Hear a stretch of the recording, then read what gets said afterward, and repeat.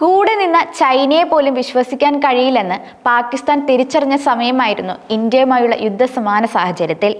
ഇന്ത്യക്കെതിരായ ആക്രമണത്തിൽ പാകിസ്ഥാനെ പരസ്യമായി പിന്തുണയ്ക്കാൻ മുസ്ലിം രാജ്യങ്ങൾ പോലും തയ്യാറാവാതെ വരികയായിരുന്നു. ആഗോളതലത്തിൽ 50ഓളം ഇസ്ലാമിക രാജ്യങ്ങളിൽ തുർക്കിയും അസർബൈജാനും മാത്രമാണ് പാകിസ്ഥാനോടൊപ്പം പരസ്യമായി നിലകൊണ്ടത്.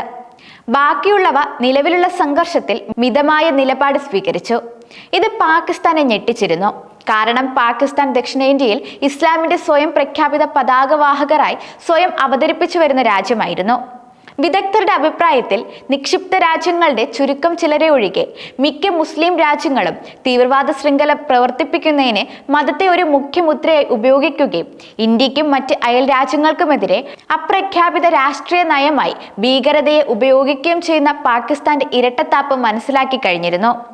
സൗദി അറേബ്യയും UAEയും ഇന്ത്യയുമായി കൂടുതൽ അടുക്കുകയും സമീപകാലത്ത് പാകിസ്ഥാനിൽ നിന്ന് അകന്നു നിൽക്കാൻ തുടങ്ങുകയും ചെയ്തിട്ടുണ്ട്.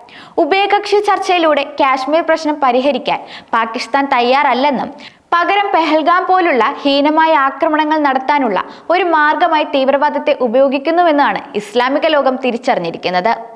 ലഷ്കർ-ഇ-തൊയ്ബ, ജെയ്ഷ-ഇ-മുഹമ്മദ് തുടങ്ങിയ നിരോധിത ഭീകര സംഘടനകളെ പാകിസ്ഥാൻ പിന്തുണയ്ക്കുന്നതിനാൽ ചൈന, തുർക്കി തുടങ്ങിയ ഏതെങ്കിലും തരത്തിലുള്ള നിക്ഷിപ്ത താല്പര്യങ്ങളുള്ളവരെ ഒഴികെ ഒരു രാജ്യവും അവരോടൊപ്പം നിൽക്കാൻ തയ്യാറാകുന്നില്ല. ചൈനയാകട്ടെ കോടികൾ വാങ്ങി പാകിസ്ഥാന് നൽകിയത് വളരെ നിലവാരം കുറഞ്ഞ ആയുധങ്ങളുമായിരുന്നു.